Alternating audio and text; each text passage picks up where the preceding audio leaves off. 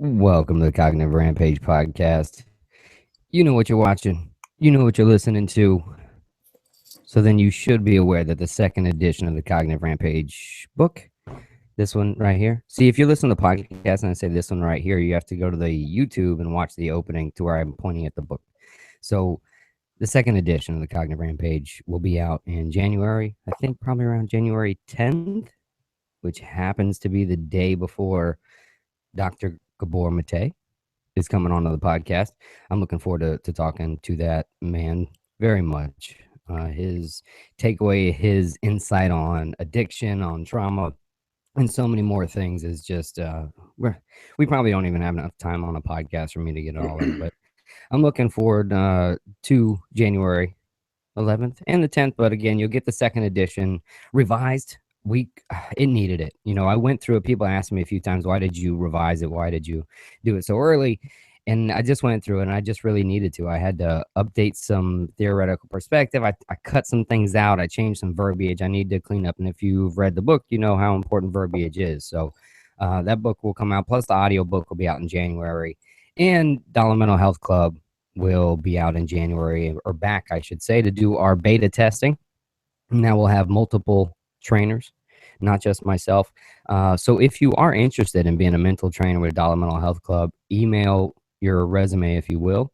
You don't have to be a psychologist, etc., or counselor. So yeah, just email your resume to dollarmentalhealthclub@gmail.com. But you will see that what we're really trying to do, right, at Dollar Mental Health Club, I want to change the paradigm of mental health, because so many people, it's so many, I can't even give you the millions of the people that need this, that are uninsured or underinsured, or don't have the time because they can't take time off of work, or they can't not be home when they're not at work, right?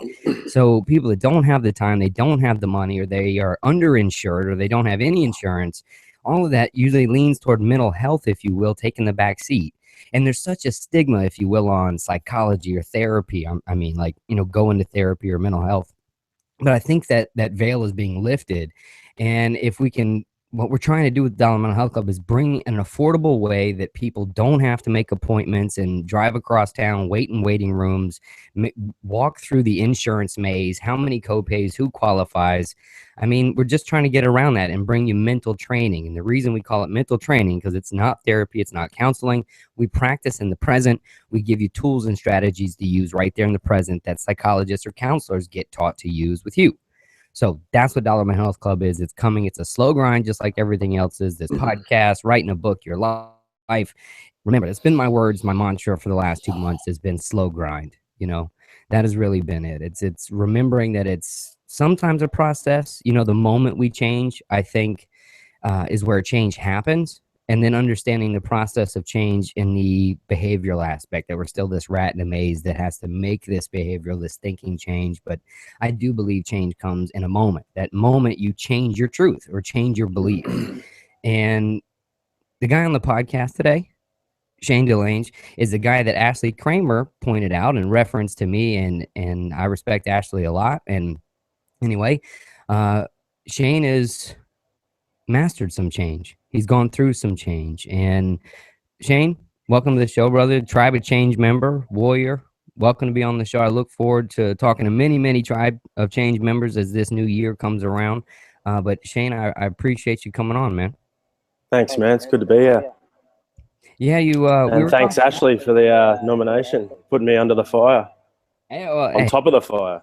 Well, we're gonna nominate Ashley right back. So Ashley's he's gonna come on anyway when he's at a place where he can sit down for an hour or so and chat. But you know, he pointed you out first, you know, and quoting you. And we were talking before you came on. You shared some of your story with me, which I just for me, I'm proud of it, right? I almost want to be like, yeah, this is a fucking Tribe of Change guy.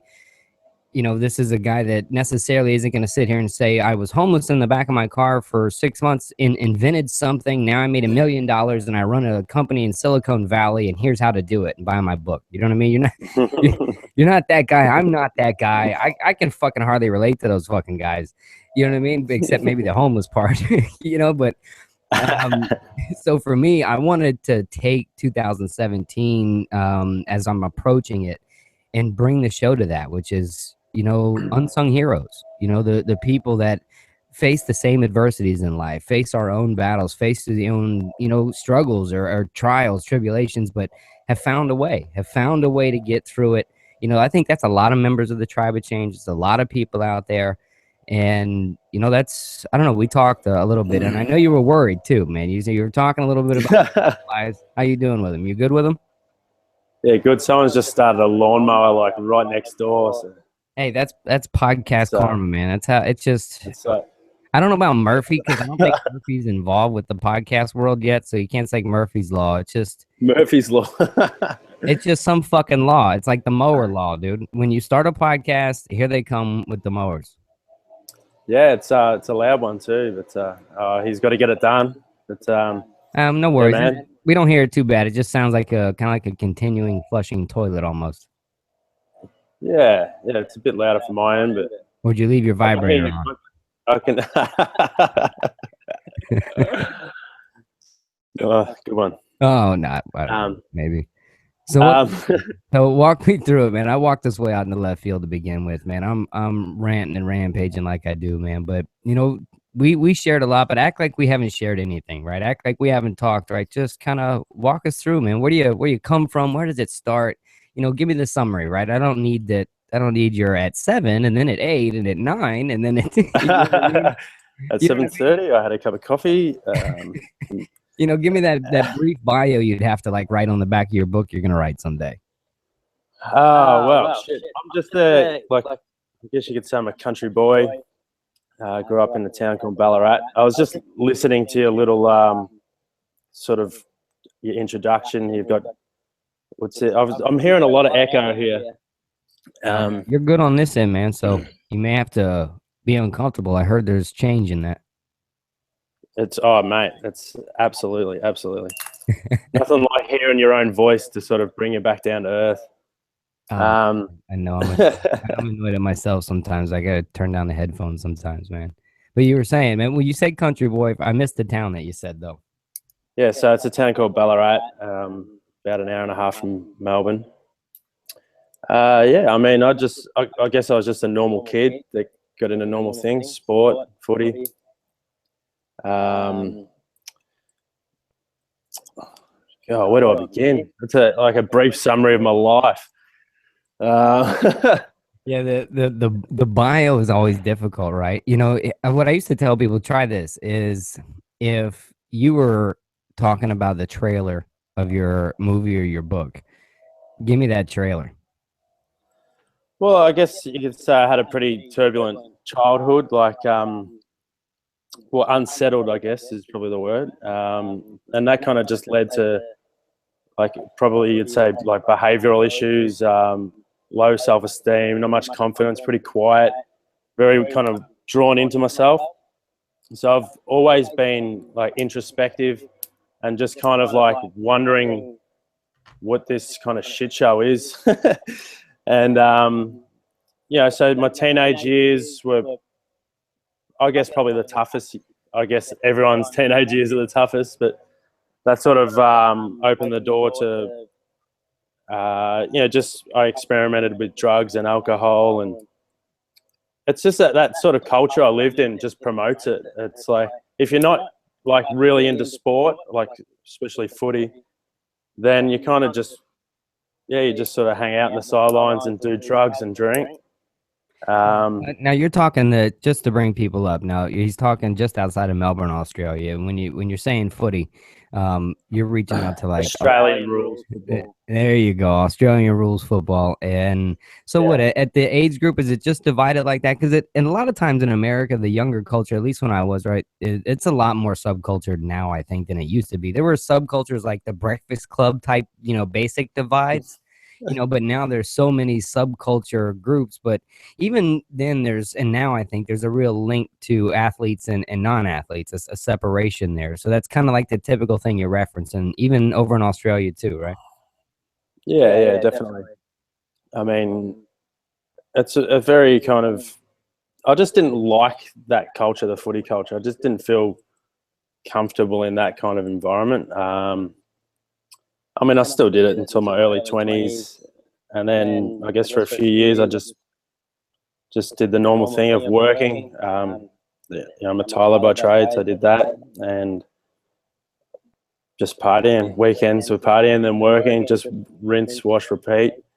And I guess to the point where about, I think 24 years old, I decided I just had to break away from it. And I had a pretty stable relationship of about 1.5 years, and I decided to end that and move over to London and just kind of see a bit of the world. And I guess that's kind of the beginning of where my life just took a whole new, obviously direction and was it just a choice one night? Was it a build-up? Were you running from international law? I mean, what? Tell me. I mean, I get it. You don't have to get in the details of all the shit, the child abuse and the stuff that possibly could have went on, right? I can imagine, right? I don't know if anybody's ever seen the movie Armageddon, to where he's trying to describe the environment on the asteroid, and the guy looks at him, he's like, "All right, worst environment imaginable." You could just say that. You don't have to go into detail.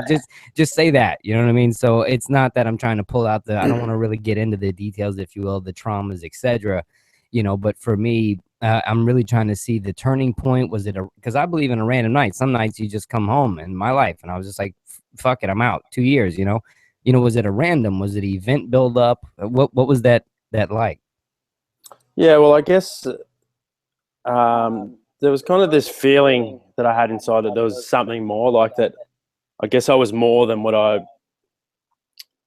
allowed myself to be. So whilst I was still perpetuating these just destructive behaviors, a part of my mind was like, nah, this is I guess transitory. I'm going somewhere better. So that sort of began with my traveling overseas, which just turned out to be 2 years of solid partying. Just what I thought I could do before I went there was nothing compared to the life I was living in London. That was just, when I look back on that, I think that was probably the most physically destructive time of my life in terms of what I was doing to my body. But I mean, I was enjoying myself, I guess. But yeah, when I got home 2 years later, so I was 26, almost 27, I was just lost. It was like I was just stepped back in time, but I'd grown a lot, and things were just sort of the same back home, and it was probably about 1.5 years of just spiraling down into misery, which I guess culminated about 4.5 years ago with just hitting rock bottom, mentally hitting rock bottom. My life was, I had a good secure job, I had money, I had all that sort of security, but I was just empty. It was just I guess I was like an empty shell. Now, see, and that's the shit that I mean that people, I think, listen to this podcast or that read the book, etc., in life, period, can relate to, because, not everybody's had to have it homeless, right? Not everybody necessarily has this, massive, I was addicted to heroin and was overdosed and died 7, right? Not everybody has that, but everybody does experience that emptiness, right? That kind of, is there more? Am I more? That questioning, right? I think that almost seems to be the majority of us. See, that for me, that's something I can relate to, is having accomplished something or done what I'm supposed to have done, and yet, it's still, is that am I right? Is that kind of where you were sitting? Absolutely. It was just something was in my mind was saying I'm on a fast train to nowhere, just no stops, and it was, I guess, a friend sent me the Zeitgeist documentary, and the latest one, the Moving Forward, and I watched that when I was, must be five years ago now, and that kind of just popped the lid off my perception of the world that we live in, and I guess it gave me something to relate my suffering to. It was wow, this is okay. And I tried to sort of ignore it for maybe a good part of a year, just and carry on as I was. And then eventually I just got to the point where it was just obvious that I had to stop blaming the world for my misery and start to just turn my attention inwards and be right, it's got to be me. I'm the only common denominator through all the experiences I've had. that is just constantly there, being dissatisfied and constantly looking for something better. So that was the beginning. That was about 4.5 years ago, and that just that was when my world just turned upside down. How old were you? 28. All right, so at 28, yeah, okay. So I'm following the perspective, right? Keep walking me through it, man. Don't worry about me talking. I'll interrupt rudely, but just just kind of keep me on it, man. I'm with you. Yeah, okay. So I guess sort of early 2012, I just hit this point of just absolute, this is it, I need to change. And I went to see this lady that does that Reiki therapy, the kind of the energy healing stuff. And that was, I mean, I still think of that night as like the night that a switch just flicked inside my head and my whole perception shifted completely from then on. Like it was just, it felt like an otherworldly experience. But I think when I look back at it, it was just an experience of kind of being touched by someone that actually cared. Do you know what I mean? Like that was like a compassionate, empathic person that just genuinely cared. And it was the first time I'd sort of received that connection in my life. And it just like, it blew me away. It still kind of makes me a bit shaky thinking about it now, but that's that moment. That's what I referred to at the opening of the podcast, right? That moment where I believe we actually change. I think we can change in the moment that perception or truth shift happens, and the rest is that process, and understanding is that what that felt like? Was that the change moment? It was just it's impossible to describe, like to put like words just don't suffice for the experience. But from then on, I started living a different life. I started taking care of myself, like my health. I was motivated to live, and just like start like making doing the real work, like that.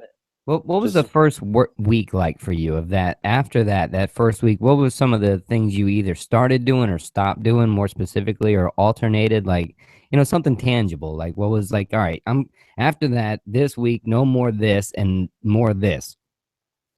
Well, the first thing I did was I just changed my diet instantly. Like I just started to eat clean and healthy and put like effort into that. And then, back then it was like exercise and started going to the gym and just being more active. And I guess, and just the general mood had lifted considerably. Like it was, I guess there was just this feeling like, oh, I've got a purpose now. Yeah. It's not just a dead end trip to nowhere. What did she do? What was that moment like with her? What was that session like with what's her name? Her name's Diane. With Diane, what was the session like with her? Can you kind of? I've never done a session like that with any Reiki practitioner. Yeah, I mean back then it was that experience just made me believe in something else, and so I walked in and just sort of told her a bit about myself, and she's just looking at me like a mother, I guess. And I just looked at her and I was just like, oh, this might sound a bit kind of strange, but I just don't think I know what love feels like, what it feels like. And she just nodded like, yep. And she said, that's okay, we'll work with you, and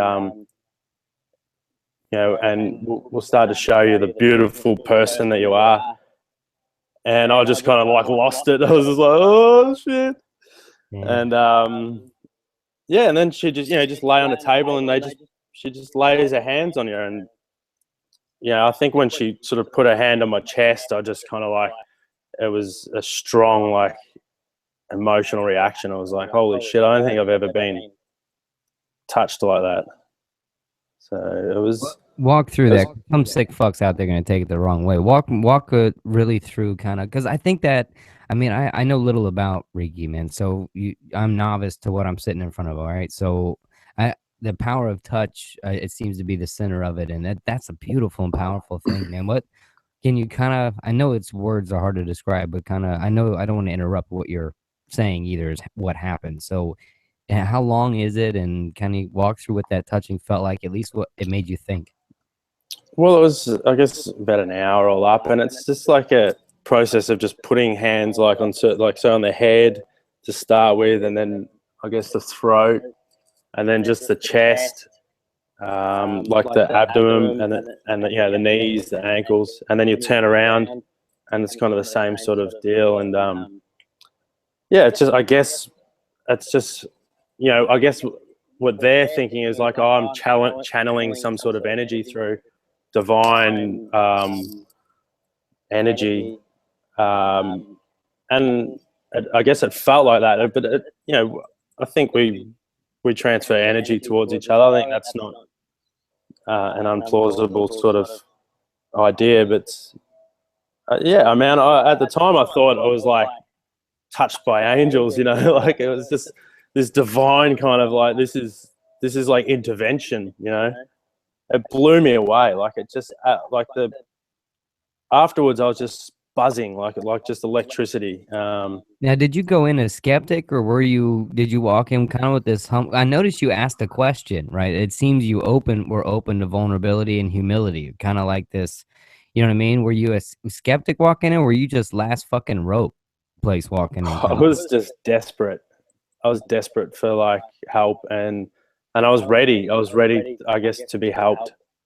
And I guess before that I'd spent my life just plowing through like, oh, I can do this. And then you just get to the point where you're like, nah, I can't, and I need help. So it was you mentioned being a young athlete. So coming up a young athlete like that, that's what we're taught, right? It's just, there is no pain, right? Push through it, plow through it, no crying, toughen up, right? That's what we get. Yeah, told, I mean, right?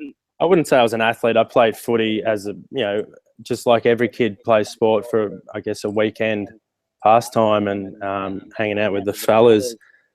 But yeah, like there is that culture of just like you just suck it up and you toughen up and you don't show your emotion and it is weak to show it.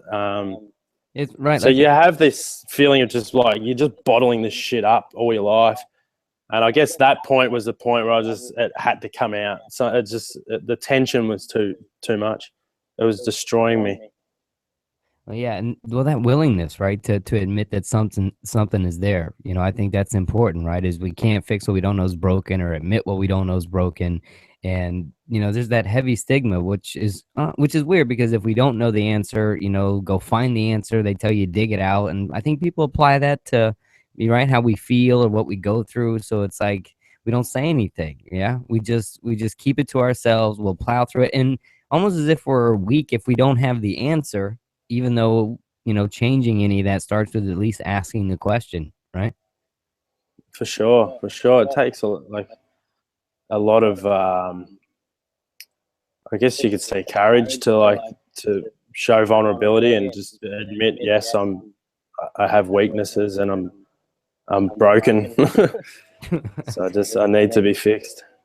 Yeah, man, shit. In this culture, right? In any culture, from America to Australia, I could say in Western civilization, and even in a lot of Eastern cultures, this idea of weakness is completely frowned upon, and to show it even, and I think maybe that's where that Reiki stuff comes in, is that, we're the touch, even that social connection, right? That vulnerability, that need for that almost is too also shunned off sometimes, right? And like the alpha male person doesn't do that, or even the tough athlete woman, right? That can't need touch or social connection. It seems like they really pull from that idea of, I mean, I don't know anything, but I'm trying to connect that logical idea of it, right? This powerful notion, it seemed for you. It seemed to really, really affect you. And so this was at the beginning of the 4 years, and I think it's very common. We start with the nutrition.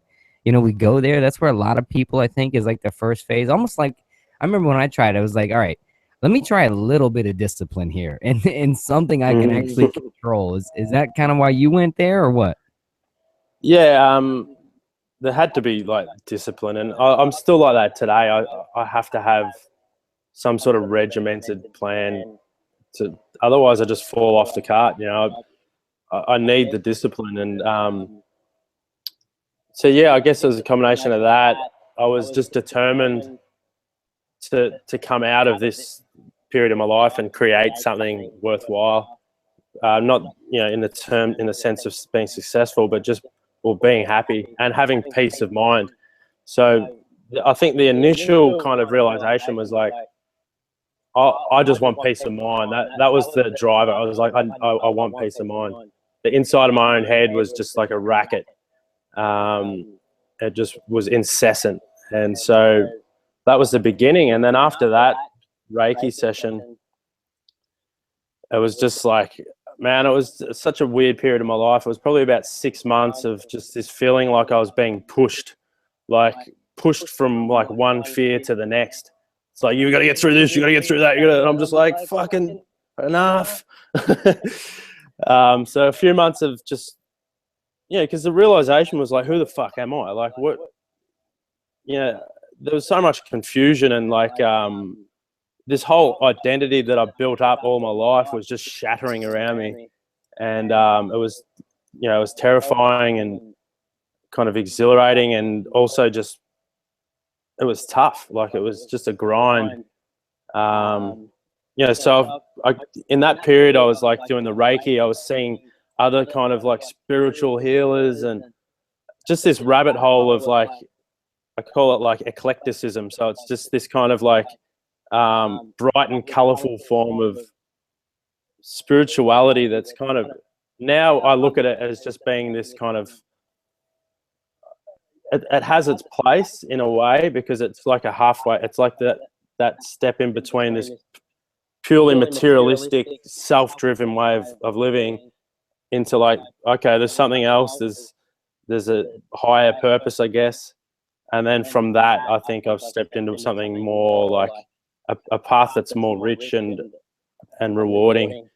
But yeah, that was 6 months of that. But all along, I was paying these people. You know, I'm like giving this lady money for this, and I'm going to these group meditations and paying a little bit of money for that.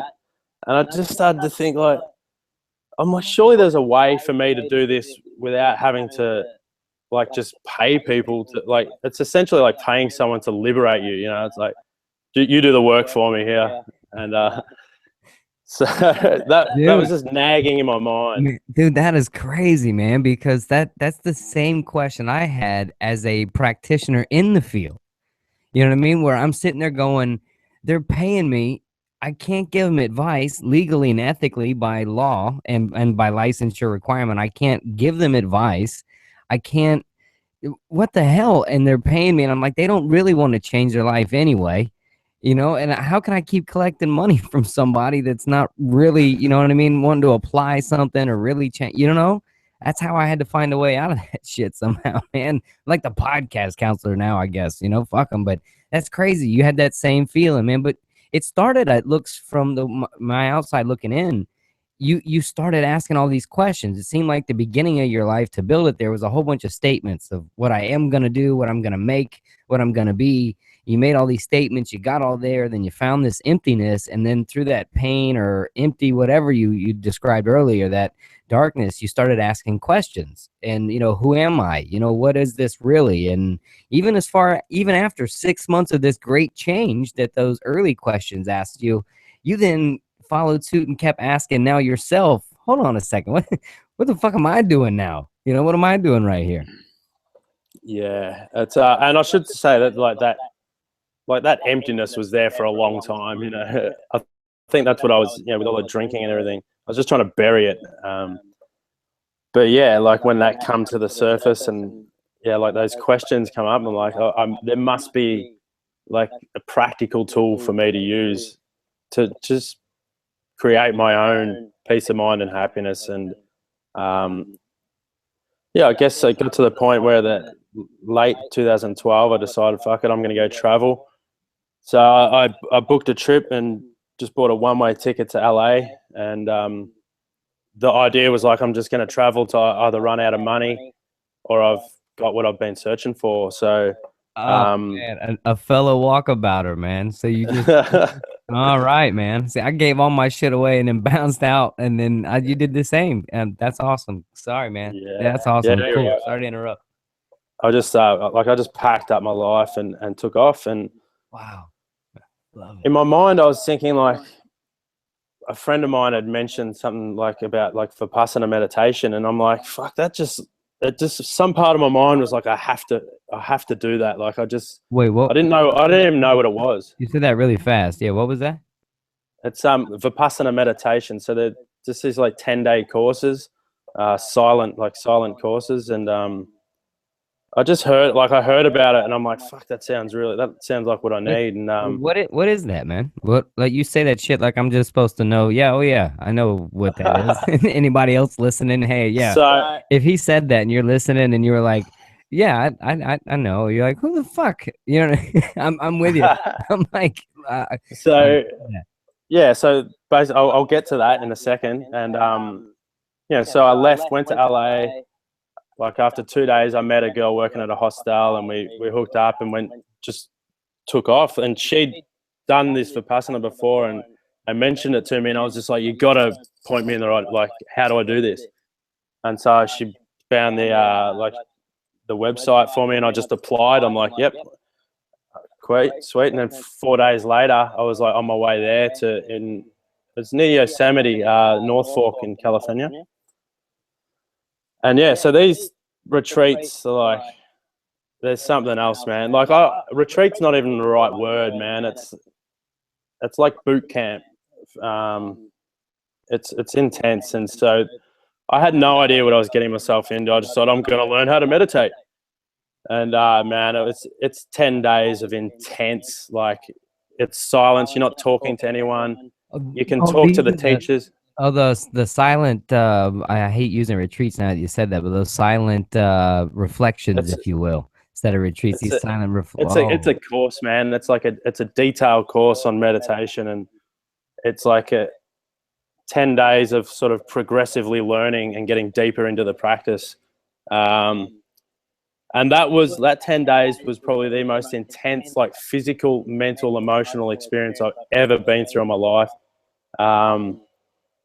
Like just not talking for 10 days. Oh, that was a first. Where was it? Who was it with? And like, what's the organization? Maybe we can give them a little shout out. What was that? Walk us through So it too. the organization, like, you find it online, it's www.dharma.org, which is DHAMMA.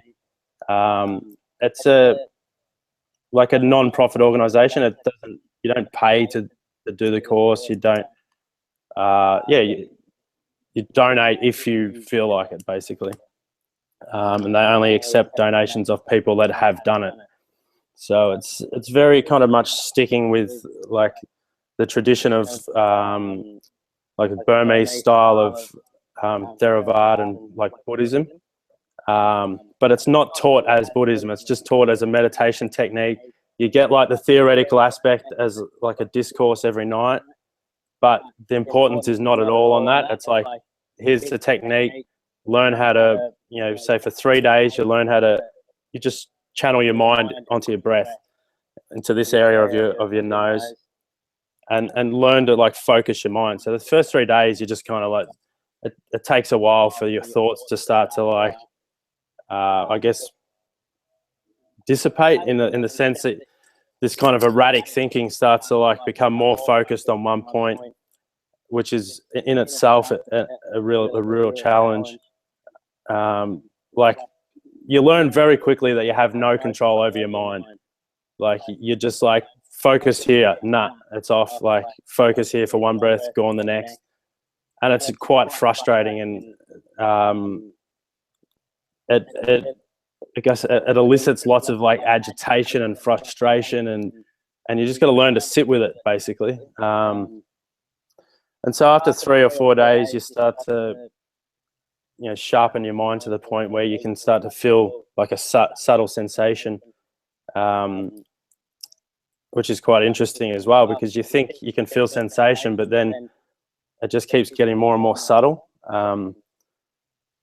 So by day 4, you switch your attention, and you just basically scan your body from head to toe, head to toe, head to toe, and that is essentially it. Like, eventually you start going up and down. As the mind gets more and more, like, subtle, you start to feel the body is almost like energy. And so, I mean, it's very simple. It's like, observe sensation, like, be aware of it, be aware of the fact that it's changing, and be impartial to it. So this is a way of like changing, I guess, like the habit pattern of the mind is essentially craving and aversion. We're constantly craving for something pleasant, and we have aversion from unpleasant. And so this is teaching you to just be with the pleasant, the unpleasant, and just let your mind observe it and understand that it's transitory. It's not permanent. It's moving. No matter how painful, like my knee feels right now, it's going to move. It's going to change. And eventually you start to develop this. I mean, it takes a while. Like my first course was just so turbulent. It was just, at the end, I was just like, what the fuck was that? I felt like I'd been through like 10 rugby matches. It was just like intense. Having to face yourself mentally like that for that trial and error, refocusing. I mean, you're talking about thought reconstruction, cognitive reframing, not just simple thought reconstruction after thought takes place. It's really trying to allow the automatic thoughts and control what flows through you or flows around you. But man, that's so an intense 10 days of working up to this, some sort of silence or being with those automatic thoughts, kind of a level of accepting and cognitive restructuring at the same time. Yeah, it's like acceptance, and even when you say, to be with the thoughts, but the thoughts aren't the focus of your meditation. That's what the sensation on the body is. So you're essentially training your mind to be in your body and just be with all the sensations that are happening, and understand that each thought has a sensation connected to it. Each emotion is felt in the body as a sensation. And you start to be with these uncomfortable emotions that are just sensations, and you start to understand, well, they're just changing. And the aversion we have is to the sensation. This is an uncomfortable sensation. I don't want it. I've got to push it away. And you just, for a moment, just don't do that. And you're just essentially changing that habit pattern of the mind at the root level, where it's like, it's blind reaction it's in blind reaction all the time. Just sort of, oh no, yep, pleasant, unpleasant. And so you're changing that kind of, I heard something the other day. It's like, you're not so much observing the nature of experience, you're observing the structure of experience. So the structure of experience is always the same, whether it's pleasant, unpleasant, neutral, it's always the same. It's always changing. It's always moving to something else.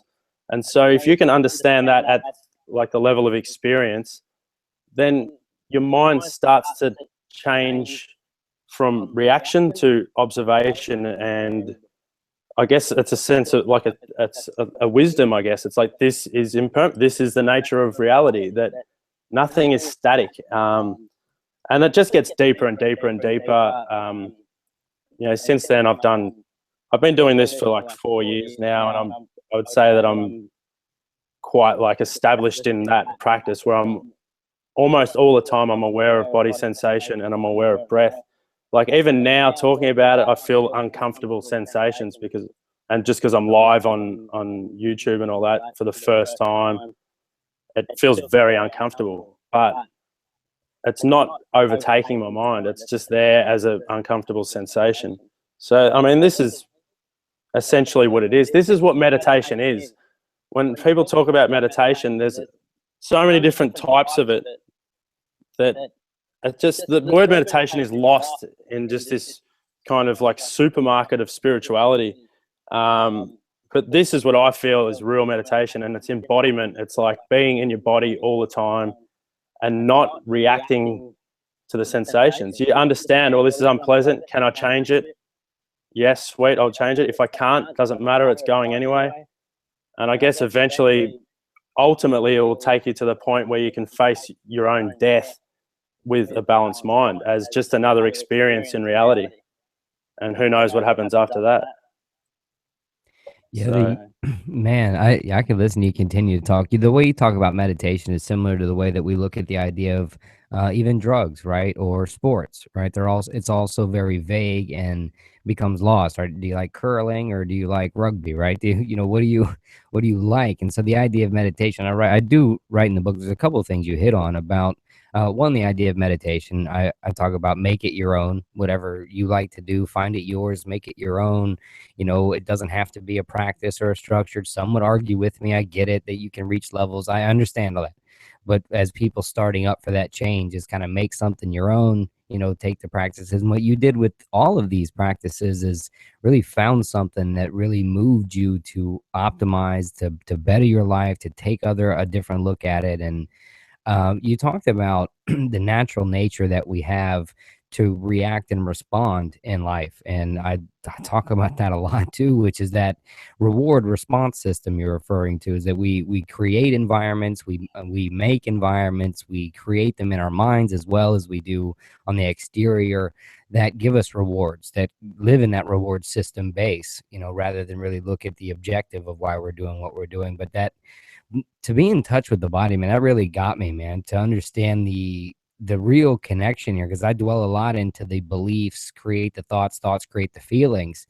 And this practice seems to really be on the other end, at as the thoughts create the feelings, those feelings tend to create biological, you know, feelings, if you will, or behavior, literally. Because I tell people, you know, that you can change how you feel by behavior too, not just by changing thoughts. You can change your thoughts to change feelings, but you can also change your behavior to change your feelings, because it creates different thoughts. But being so in tune with how, I guess, how well or how control we actually can be of sensations, and then what we can't be. And like this, I like the idea of this practice. It's on the other end, this behavioral end, if you will, of feeling the behavior as the feelings create it.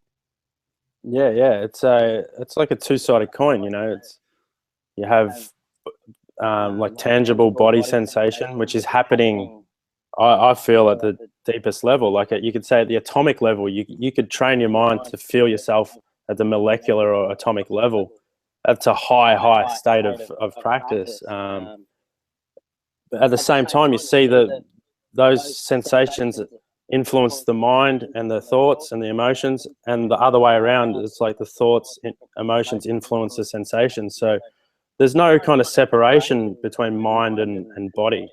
Yeah, we're constantly walking around as if we're in our head driving this body, looking out of these eyes, but really our mind is in the whole body. Like, whether you could say that's the brain perceiving the whole body through the neural network, it doesn't matter. I can feel my toes, and I can eventually, you know, with sustained practice, right now there's a distance between me, I guess, and my toes, but I can, you know, collapse that distance. That I can be my toe, I guess. You know, it sounds like kind of Karate Kid shit. Like, No, I know what you mean, though.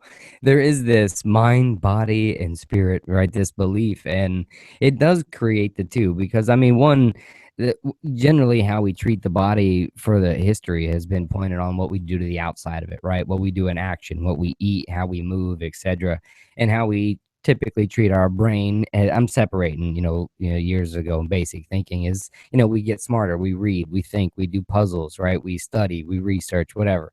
So the idea of that separation, I think it's created there, whether naturally, also commercially, people sell things based on those categories as well. But the more further I think we're getting in research from people like Dr. Rhonda Patrick and many, many others that go into how gut affects our thoughts, and then our thoughts are affecting our feelings. So, I mean, you're right. Our biology, our biological effect on how we feel and what we think is as strong as our behavior, is as strong as our beliefs and thoughts. I think they all kind of center, like this idea that everything's kind of pointing to that, man. Yeah, man, for sure. Yeah, I mean, I guess the way I try to live. I was cutting you. I'm cutting you. So I'm curious. So 4 years becoming a master, if you will, at this level, and really found something. You found this idea that you're in love with, that move that helps yourself and others. Did you go back to the corporate job?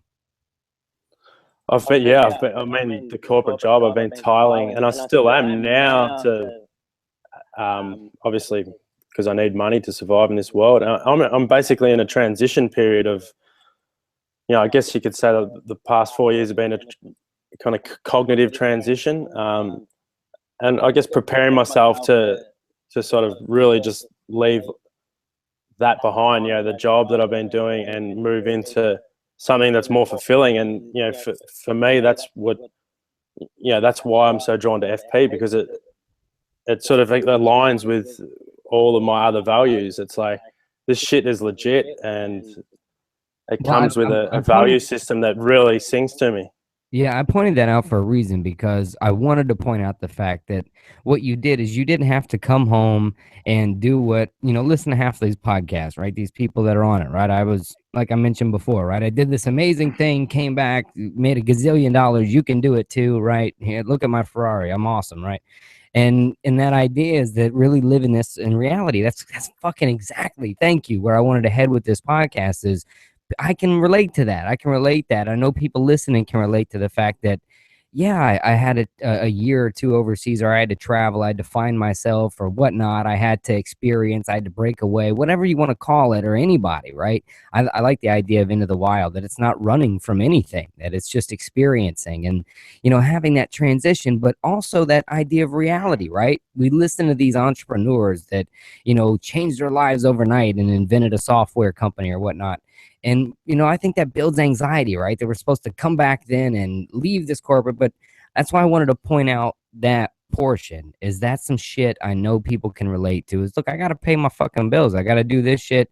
I can't just come home and burn my whole shit down and, grab a backpack and start a Microsoft. You know what I mean?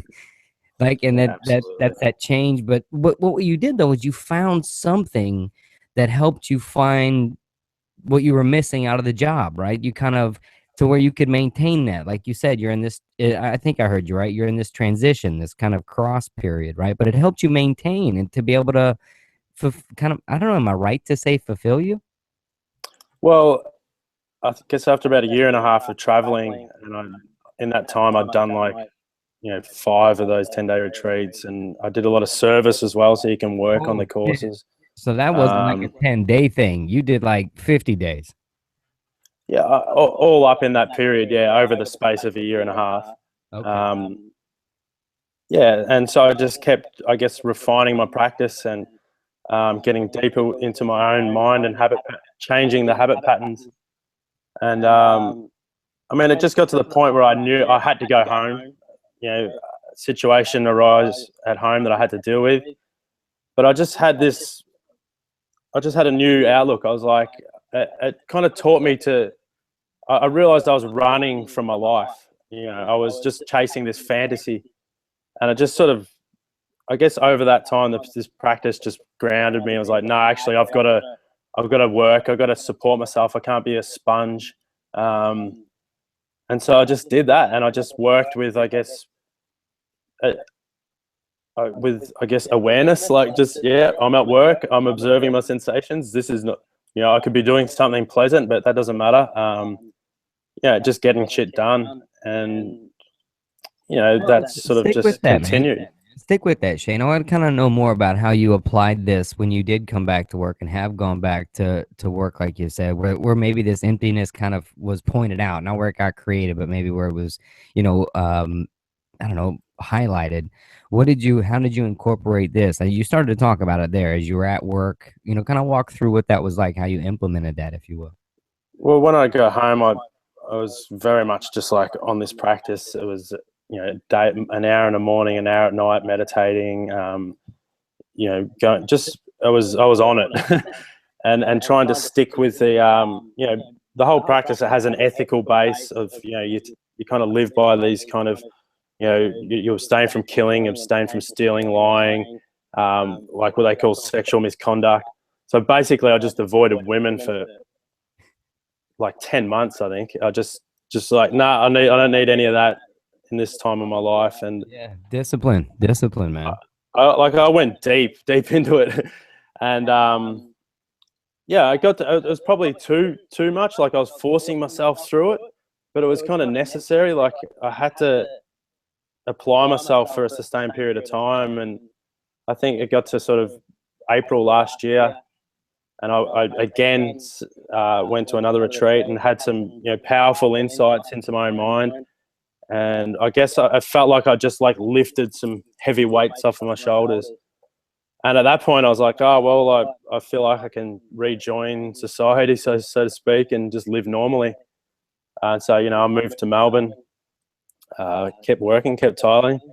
My goals had shifted a bit. I was thinking, maybe I need to get some property or something and do the responsible thing, as they say. And it just went down. It just led from one thing to another. I mean, eventually I was signing up to do like a personal training course, which then obviously led into FP.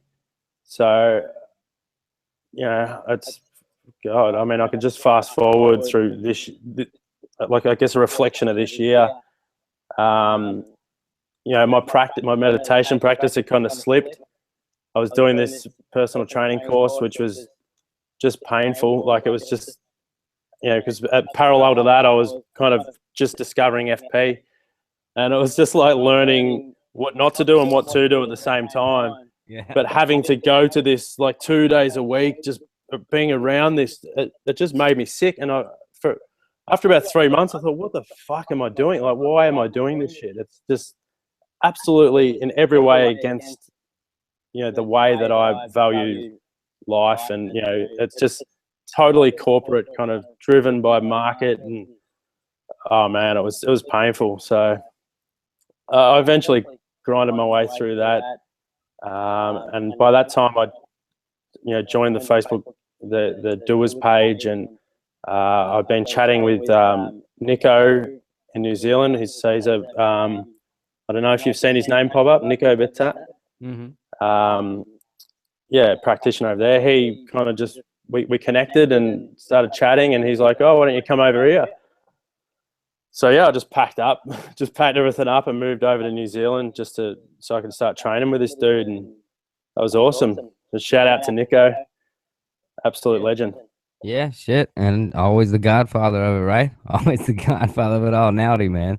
That yeah. So definitely. that's been the last year. So I can kind of see. So 4 years ago, recapping it, man. And this is the second time. Shannon Haggerty, who was on the podcast, I listened to that. Well, he too was a 4-year change. It was in this moment he had decided, and he goes, yeah, I changed in that moment. And then it was just a process of doing some shit, and so how old are you now, Shane? Almost 33. All right. So almost 33. So back at even 28, right? It's this 4 years. So it take you 28 years to get where you were, as Shane was, right? I don't want to separate mind and body, but as a whole. And then just 4 years to paint a different perspective, create a new truth, shape a new outlook. And it seems like this drive for experience, new truths, new something is like, what drives you the most each day continuously? I don't want to say like experience, because just with the way that I've trained my mind, experience isn't like the priority. It's like how I am during the experience. But yeah, I guess I'm just, I still want to be healthy. I'm still young, and I still want to contribute something to the material world, I guess you could say, like in the sense of like actually physically helping other people. And, I've kind of been equipping myself to do that. So it's more or less been a process of like accepting myself is probably the key. And functional patterns has helped me to take that, like it just works cohesively with my practice. It's like, I can apply that with functional patterns. The last year of practicing FP, and especially the last few months, it's helped me to get even more in touch with my body and release some deeper tensions. And just this, even the community of it's just so firstly, it's an amazing community, but it's what's the word, like it just filters out bullshit. Do you know what I mean? It's like you just can't you can't come to the FP community with your bullshit and go, hey guys, I'm here. It's almost like an AA for, it's like, hi, I'm Shane and I'm full of shit. It's nice to meet you. So and I've really, the last couple of weeks, that's really sort of sunk in. It's like, oh shit, like I see what I've been doing. I've just been kind of like, not in a really sort of bad way. I've just, every now and then I just kind of dribble shit, and I'm like, oh, this is not the place to do that. Like, once I, meet people, and I have met a few people within the community, it's like once you meet people, then you can form this bond where you can talk a bit of shit every now and then. But Yeah. for the most part, this is just a place for people. It's like a social experiment, like, it's like, this is how we want to operate functionally together. This is how we're going to share information. And everything else is kind of, it's not tolerated. It's just, but you don't just get, I mean, I guess some people do just get booted out, but you kind of get like that. It's just that tough love, almost like silence. It's like you'll say something and there's just radio silence, and you're like, oh fuck, just there goes my ego. It's a like-minded social structure, man. That's what FP, that's what Tribe of Change, that's what it's about. And if to kind of wrap up, I want to summarize a little kind of the walkthrough, but I was gonna do it myself. But I'm gonna put you, Johnny, on the spot here. Shane on the spot is, if you were giving advice to someone that you love most, that was 28, exactly feeling and thinking where you were at that time, etc., what would be the 1, 2, 3 that you would kind of give them, if you will, of kind of, I don't want the easy 3-step type idea, but kind of a where to start. When I say 1, 2, 3, their first kind of steps of where to start. Wow, that's a good question. But what I want you to do is kind of correlate it to what you did. Look back at what you did and how you changed your life and where you needed to, right? You didn't like change your job and go make $1 million doing your own t-shirts or some shit. For you, it was an internal battle. It was this interpersonal battle. So this person, that you love most is 28 with that same interpersonal battle. I want you to kind of think about what you did over those 4 years and structure that, if you will, and just kind of start this, and this, you know what I mean? Well, I guess if this person is like really ready to make change, then I think the first thing that anyone can do is do something to embody their mind. Like embodiment is probably the key. I think all depression comes from being separate from your body, like not being connected to or grounded to your body. So anything, I mean, I would say obviously FP, like start doing FP, like, because that is just the perfect way to start to get into your body and to face your own, it's a gradual process. I would say, like, first thing, don't worry, like don't be afraid. There's nothing to be afraid of. Like it's yourself. You're afraid of yourself, basically. And that's kind of a bit of a motivational, don't worry, don't be afraid, it's okay. From someone that's been through it and faced I'd say most of my fears. There's still obviously some deeper things left, but and to set up some discipline, like something every day, whether it be meditation. God, you can roll around on one of these balls for a couple of hours. Put some external stimulus on the body, and I mean, I'm still figuring out how I can help people, like in the advice I give them, because for me it's just been a roller coaster. Well, I think your life lived has been that advice. So the reason I asked that, I knew that question would be difficult, all right? And I asked it for a reason, because I believe that everybody has their own book inside of them, right? I believe they have their own method, their own ways. That's what we're trying to figure out, of what helps us grow. We pull from other people, right? We create our own. But through our life experience, right, through your 4 years, your steps that you took, somewhere in there, I'm trying to say, is transrational structure behavior theory. Right? I'm pointing at my book here. So it's like kind of a creation of your own way that helps. And as you're looking at how to help other people, I was kind of maybe helping you write your table of contents, in kind of a way that is pointing that out to people. Yeah, for sure. I mean, I think back in the day where I was seeing clairvoyants and psychics and all that, they're like, oh, you're going to write a book. And I just kept thinking to myself, am I going to write a book because she told me I'm going to write a book, or am I actually going to write a book? How will I ever know? Or did she plant the belief that you would, and now that you believe you would, you do? Yeah, But I mean, at this stage, it was like, I mean, I could write a book as a story of my life, and that could maybe motivate someone, or I could, keep developing, my skills and actually offer some like practical value, some pragmatic tools for people to use. So yeah, I mean, that's definitely, I guess, an option. Like, everything's possible, I guess. Well, for me, I think we all have our own wisdom, like you do, right? You had experiences in life that can be picked up, right? I'm gonna go left field here for just a second. Come with me, everybody. I don't think anybody in the world's a bad kisser, right? I think someone kisses just as bad as they do, or kisses like we do, right? So you may kiss someone, or someone else kisses, you're like, they're fucking terrible, and they're thinking the same about you. You're fucking terrible. Then they both find AK bad kissers, right?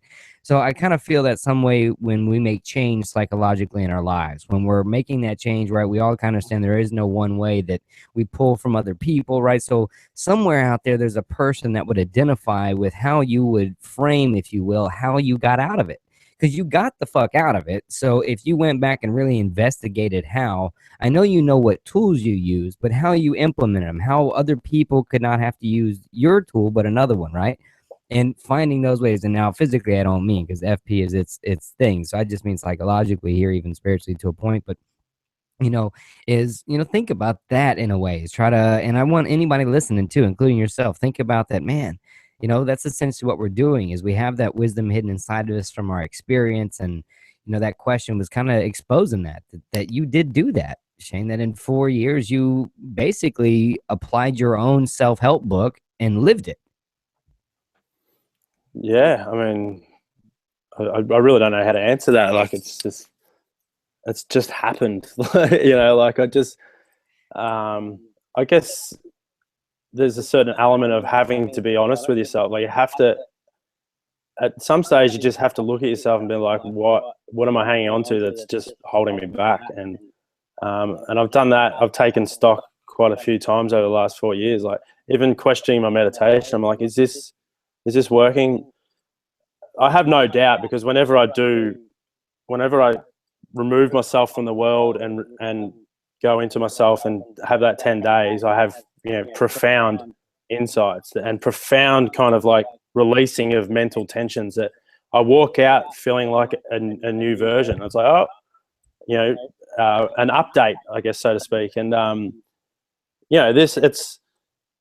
guess I see a lot of people like escape into that. Like they treat it as like an escape from reality, but I see it as like a way to prepare myself for reality. It's like, I need something to anchor my mind to. Like, I need to anchor my mind, and I feel like anchoring your mind is like the priority. Like, this is the way that you can just be calm through all of the problems and challenges that you face, by having somewhere to anchor your mind.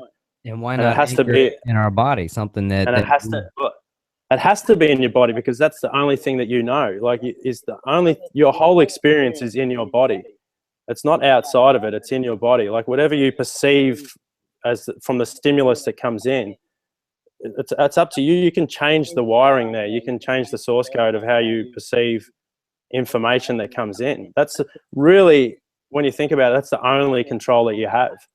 You don't really have control over the external world. Like, you can try and manipulate it as much as possible and predict the future in certain ways that guarantee certain things. But who told you tomorrow is going to be here? Like, no one can say that tomorrow is going to be here. It could just all end overnight. Like, unlikely, but no one can say for sure. So, or I could just drop dead in the next breath.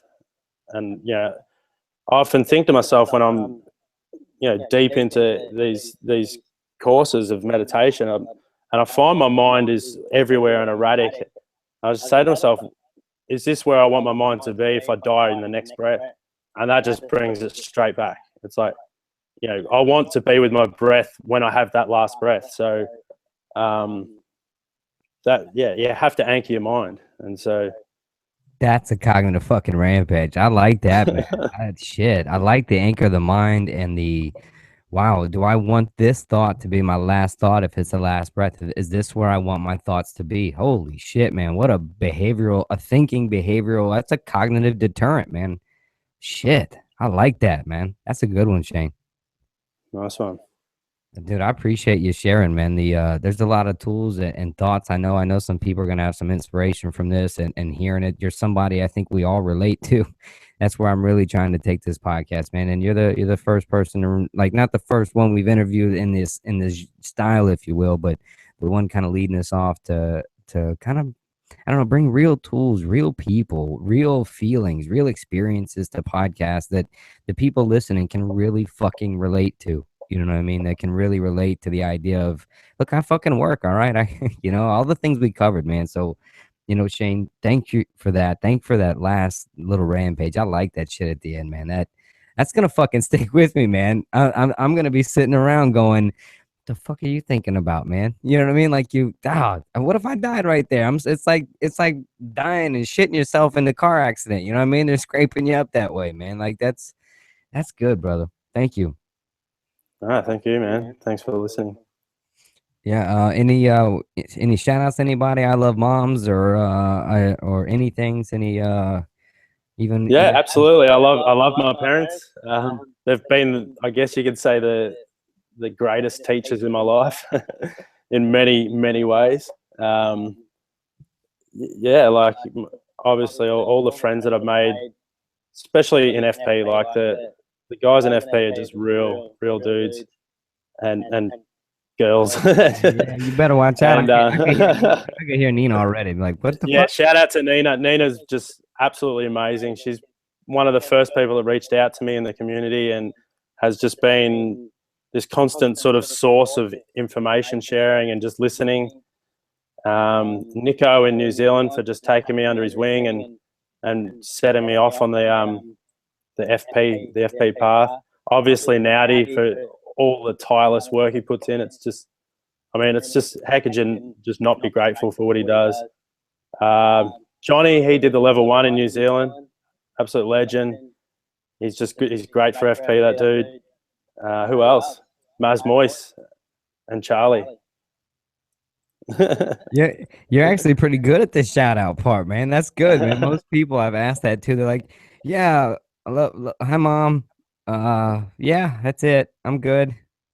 So Yeah, man. Well, I'd never forget the people that like to have been there at crucial points along the path that have just really kind of just shifted the direction that I go in. Just even if it's a little bit, they're all there. The list goes on, but all right. So let me help you out a little bit now. You're not seeing anybody or dating anybody right now, right? No, not right now. No. Okay, I was gonna say because you left them out, and I was like, you may not be dating them here after you get off this podcast if you don't mention them. Yeah, well, no. All right, good. I guess not right now in my life. Oh, all right. Well, I was just looking out for you, man. Again, thank you for looking out for the other Tribe of Change people, the FP fam. Shout out to everybody again. Shane, thanks again for coming on and sharing a real life experience, man. A real human experience in a Cognitive Rampage fashion. Shout out to Xavier there on the side at the Human Experience Podcast, man. But thanks again, bud. Awesome, man. Thank you. See you, man. See you, mate. Well, everybody, I enjoyed talking to anybody in the tribe, anybody from Functional Patterns, anybody that's brave enough to share their story, right? That shares how they come out of it. I mentioned the type of guests and shows that we're trying to put together, and I kind of want to be a little more clear here at the end of the podcast. And Shane nailed it perfectly, and Shannon nailed it perfectly. Right? There's others that hit it right on. What I'm not looking for is 70-80% dark drama of how hey Shane, just trust you, everybody, he's not peeing. You can watch him. You may want to mute yourself there, Shane. I thought you were hanging up, bro. Watch this. I can hit. Yeah. Bam. Watch this. Bam. Got him. Yeah, I had to eject you, Shane. Love you, man. I was trying to get into some place that I lost myself in. I don't know where I was talking. I immediately thought he was fucking taking a piss. I swear to you, I shit you not. I was like, I don't think he hung up and he's taking a piss. Oh, man. Yes. what I was going to tell you, the type of show. What I'm not looking for is the 70 to 80% drama. Holy shit, isn't this dark? I'm trying to stay away from the details, right? There's a reason that they say the devil's in the details. I urge people that I talk to, be careful when you find yourself talking about the details of life, whether it's this week, that argument, this dinner, last Tuesday. If you start getting into, well, on Tuesday you said this and then that, it was the, if you get into the details, look, lawyers, used car salesman, the devil lives in the details. So, you know, I'm not looking for the devil in the details like it's, television, like it's reality show TV here. I'm not looking for that 70, 80%, you know, all these traumas happen to me, all this, we all have our own trauma. One of the other phrases I say is ghetto is in the mind frame, and that your ghetto is no worse than any other one's ghetto because our ghetto is in our mind that we control for the most part. So I don't compare people's stories, right? I'm not one to say that this person had it rougher than this person, right? Because your experience is your ghetto, your creation is your ghetto, right? So I don't compare stories. I don't compare of who's had it worse. That's not what it is, because your experience is what your ghetto was. So that's tough for you and for anyone else that comes on. But that Phoenix Rampage is what I keep hashtagging, right? This unsung hero as well. That story of, I battled some shit. It can be anything, like for him, it wasn't like necessarily addiction or all this other stuff really as it was himself. He was battling himself, Shane was, right? And so it's overcoming, whether it's self or, anything that it was, right? Pick it. I don't care if it's medical, mental, pick it. But have come through that. And you have, kind of a story to tell on the other end of, that 70, 80% of the story is why it's good, why you're better, what we're doing now. Here's the strategies. And I don't need you to have written a book, made $1 million, right? Because frankly, I'm tired of that shit. I got to be honest. I'm frankly tired of podcasts, of hearing that same guest. I'm not only a podcast host and producer, but I also fucking listen. And I just find myself listening to these podcasts where it's another story. I keep referencing the guy who, left his job because he was at the bottom of the barrel and hated his life and invented something. And now we're supposed to respect him because he has all of this cash and Bitcoin. And we have to do it that way or this way. And that's such a small percentage of the people out there, that know they'd love to quit their job or do all these other things, but they have, kids, or they have some bills or commitments or things, medical issues, even, insurance is reasons we can't do certain things, right? I'm not saying by any means that you don't make those things happen or pursue those dreams based on this safety issue, right? Because there's safety it's kind of an illusion too. But, that real person, the you and the me that still got bills and have experienced maybe our own ghetto, our own trials, but choose not to focus on the dark sides of it or the traumas of it, but yet spin our perception and our truth to be the reason that we have gotten to where we are rather than the excuse for why we can't. But Shane, thank you for sharing that, man. I hope everybody's taking care of themselves and the people around you. I hope you've had a good holiday or whatever you call it. Merry happy days is what I'm saying. But, I frankly, it's hard for me not to look at us when we're supposed to be grateful or thankful on last month or merry this month or whatever, happy next year. But the idea is that this is something that I think as a human species, we should focus on trying to do every day. I know it's not possible. It's not rational to think every day, but if we could centerpiece those ideas and not wait for Christmas to be happy, right? Not centered around buying shit either, but you may want to buy the second edition of the Cognitive Rampage, though. Is that like a selfish shit plug? How about that? Oh, fuck. Like, no Kuthu. Fucking, right? What the fuck? Oh, well. The ads. Dollar Health Club. That's not trying to fucking push something. That's really trying to change some shit. I'm serious. I don't fucking like insurance companies, okay? I hate insurance companies. I hate how they're ripping you off. I hate how insurance controls treatment. 30 days, 60 days. What the fuck does that do? That doesn't mean anything. Sure, 60 days, it shows that you have a better chance. But 30 days, it's nothing. It's all insurance based. I hate the fact that treatment is controlled by insurance. That's fucked up. So, yeah, how's that for an ad for Dollar Mental Health Club? Fuck insurance companies. Dollar Mental Health Club brings you that shit. Is that way, that's too far? That's old Adam? We should go back, probably. I don't Probably not going to work on the ad, huh? Could you imagine that? We do an ad where it's like, Fuck insurance. Dollar Mental Health Club, trying to change the paradigm. Insurance shouldn't control treatment. You should control your treatment when you want to, what day you want to, what category you want to, and only do it for $1 a minute. That's mental training. We ain't talking about your childhood or your diagnosis. We practice in the present. We ain't bitching and whining. We're giving you tools and strategies to use right then and there. Not listen to you. Well, and then on Tuesday, they told me I could do the thing. And last week, I tried to. Nah. Hold up, man. I ain't trying to hear it. That's kicking your front door psychology, brought to you by yours truly. That's Living Cognitive Rampage. Dollar Mental Health Club coming in January, as well as the second edition revised of the Cognitive Rampage. You'll never be able to buy it like this again. So that's why I made it cheapened. So it's kind of a limited edition too, right? Yeah. So it's only like $10. I barely make any money on that after everybody gets a piece of their shit. So it's not like I'm getting rich and fatty off of this massive upcharge, right? But anyway, that book it'll never be printed like this again. So the second revised edition is going to be the only way then. So that's coming. drinkmycoat.com. Love it, Alfred. Go to it.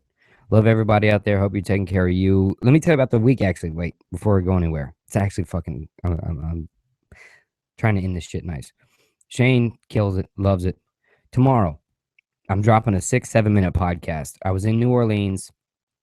I may tell you the intro story of how it all happened because it's fucking really weird. And like, what the fuck in the beginning, right? Of how that 7-minute interview came to be, which I will. Fuck it. I'll tell you the whole thing because I was kind of a dick at the beginning. I was mean, but it's funny. But I'll tell you that I dropped that podcast tomorrow afternoon. And then Thursday, it's my daughter's birthday. So happy birthday to Morgan Elise Lowery. She'll be 17 years old. I'm a fucking 17-year-old. I have a 17-year-old. Oh my gosh. Anyway, I love you. Been an awesome time. That's her birthday anyway on Thursday, so you're not gonna hear from me all that time. And then Friday, you heard Nowdy talk about it. You heard Shane talk about it. Nowdy's gonna be back on. We're gonna close out the 2016 with Nowdy Aguilar from Functional Patterns. Him and I actually both have a few topics. So he's got a few topics he's focused on, and as am I in one. And him and I will mix our cerebral shit together and see what the hell comes out at the end. But that will be on the 30th. And then on the 31st, I'm doing the last Adam's Rampage of 2016, which will be the last podcast, where I'm going to give you, yes, direct fucking advice. Like counselors and psychologists can't do. Legally and ethically, they're not allowed to. That shit always fucked with me. Like, they came to me for advice, but I can't give it. But they hide it under the idea that it creates client-therapist dependence, that they can't make a decision without you, so you can't give them the advice. When really, that's just hiding under the idea that we got to string you along as we can to keep getting that copay and paid from insurance. Yeah? All right? Many therapists are bobbing their head like, fuck yeah, I got to keep the lights on. Right? So what do you think they want to do? Help you faster or keep their lights on in their office? Not all of them, just a few of them, right? I keep going back there. But I'm going to give you direct advice. I have direct, straight up 3-4 points of a direct advice to apply, right? Whether it works for you, I don't fucking know. You can try it. Not one size fits all in my mind, but I'm going to give you some direct advice. I'm going to end it in a couple things. Got a few other things to point out, but that'll be the last one. And then I will be at I think I'm going to the Seven Dust concert for New Year's Eve.